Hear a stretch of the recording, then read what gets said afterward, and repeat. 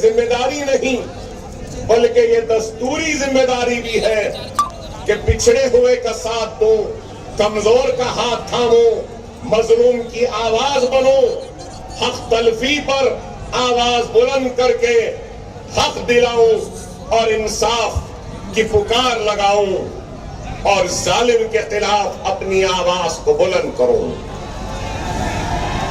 मुल्क के हालात आपके सामने है। इंतखाबात तो आते हैं और चले जाते हैं।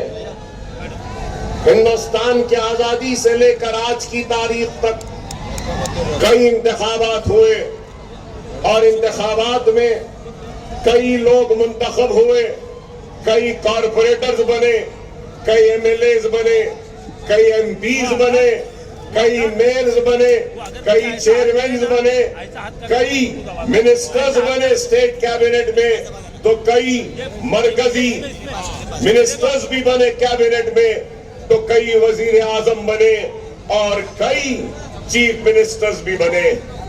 आज मैं यहां पर खड़े होकर ये सवाल करना चाहता हूं उन लोगों से जो मजलिस पे तनकीद करते हैं, मजलिस पर इल्जाम लगाते हैं। मैं उनसे पूछना चाहता हूं, क्या हिंदुस्तान के मुसलमानों ने, हिंदुस्तान के दलितों ने, क्या हिंदुस्तान के पिछड़े समाज ने क्या हर किसी का साथ दिया या नहीं दिया? नेहरू का साथ दिया, लाल बहादुर शास्त्री का साथ दिया, इंदिरा गांधी का साथ दिया, मोरारजी देसाई का साथ दिया, फिर इंदिरा गांधी का साथ दिया, राजीव गांधी का साथ दिया, देवेगौड़ा का साथ दिया, आई के गुजराल का साथ दिया, चंद्रशेखर का साथ दिया, वीपी सिंह का साथ दिया, पीवी नरसिम्हा राव का साथ दिया, मनमोहन सिंह का साथ दिया, हर किसी का साथ दिया। इस उम्मीद के साथ, इस तवक्को के साथ कि हमको हमारा हक मिलेगा और दस्तूर ने हमको जो इख्तियारात दिए हैं वो इख्तियारात हमको मिलेंगे। हर किसी का साथ दिया इस उम्मीद, इस तवक्को में कि हमको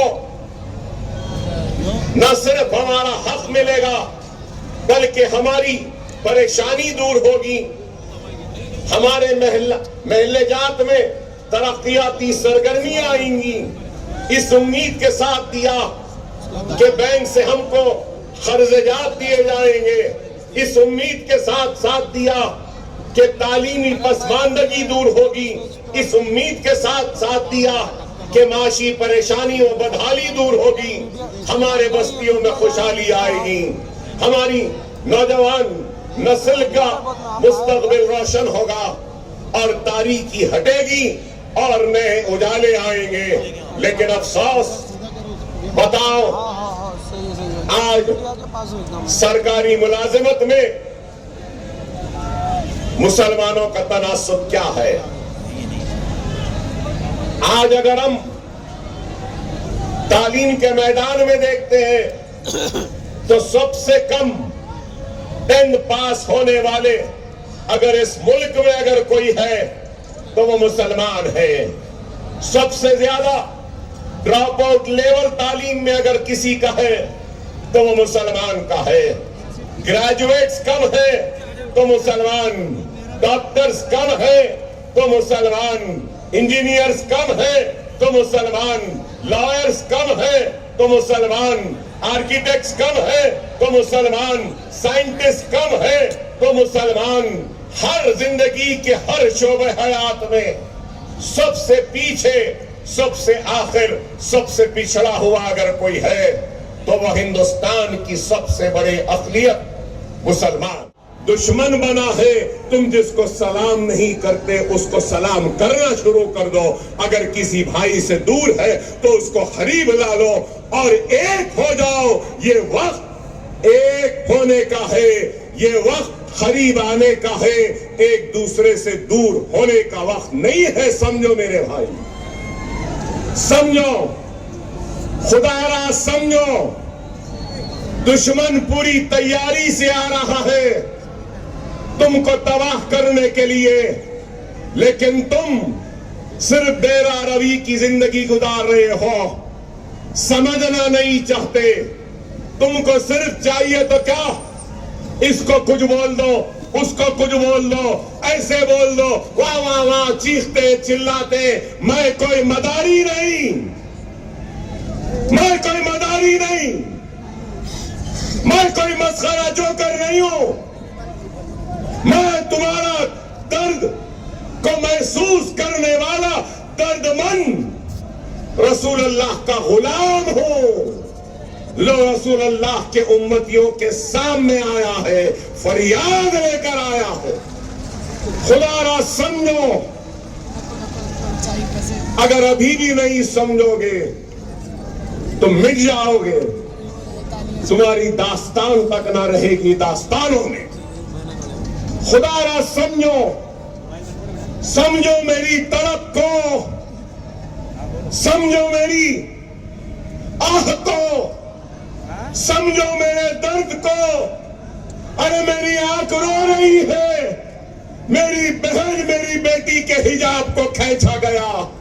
अरे मेरा सीना फट रहा है कि मेरी माँ, मेरी बहन, मेरे भाइयों ने जिस मेहनत से घर बनाया था वो घर तोड़ दिया गया। आप खड़े हैं, मैं खड़ा हूं, मौसम सर्द है, लेकिन क्या उन लोगों का आपको एहसास है जिनके घरों को बीजेपी के बुलडोजरों ने गिरा दिया?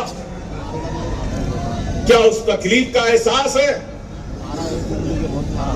रसूलुल्लाह सल्लल्लाहु अलैहि वसल्लम की हदीस है कि वो मुसलमान जिसके सीने में दूसरे मुसलमान के दुख तकलीफ का एहसास नहीं, रसूलुल्लाह ने कहा वो मेरी उम्मत में से नहीं। फिर क्या बोले? मैं तो फकीर हूं, झोला लेके चले जाऊं, ये भी बोले। अरे ऐसा फकीर मैंने नहीं देखा। एक फकीर था, एक फकीर था, बादशाह हो गया था। एक बादशाह था, फकीर हो गया, लेकिन उस फकीर की फकीरी में भी बादशाहत थी। अफसोस के इस बादशाह के हर अमल में सिर्फ और सिर्फ यही है, खुदारा। अरे मैं पूछना चाहता हूं मोदी भक्तों से, मोदी भक्तों से, आपसे नहीं, आपसे नहीं, मोदी भक्तों से। मोदी का बहुत बड़ा भक्त है ना। मोदी सरकार 15% एथेनॉल भी मिला दी। मतलब अब एथेनॉल में भी कितना पानी है, कितना एथेनॉल है, ये तो गडकरी साहब को ही मालूम, मुझे नहीं मालूम। गडकरी साहब को, क्योंकि उनके बेटे के पास वो जादू है इस वक्त एथेनॉल का। आप बताओ, ये मुल्क से मोहब्बत है। इलेक्टोरल बॉन्ड, एथेनॉल, हम बीफ नहीं खा सकते। फोन है ना, फोन है तो खोल के देख लो, इंटरनेट पे जाओ, सबसे ज्यादा बीफ एक्सपोर्ट कहां हो रहा है? हिंदुस्तान से जा रहा है। सारी दुनिया हिंदुस्तान का बीफ खा रही है। इंसान और एक मुंतखब होने वाला नुमाइंदा, चाहे वो असेंबली कि इंतखाबात में मुंतखब हो या पार्लियामेंट में हो, वो हल्फ लेता है तो जिम्मेदारी होती है कि वो सबसे पहले उसकी आवाज बने जो मजलूम है, सबसे पहले उसकी आवाज और उसकी हक की लड़ाई लड़े जिसकी हक तलफी हुई है, सबसे पहले पिछड़े हुओं की आवाज बने जो आखिर में है, उनको आगे बढ़ाने की कोशिश। फडणवीस, मैं पूछना चाहता हूं मोदी के भक्तों से,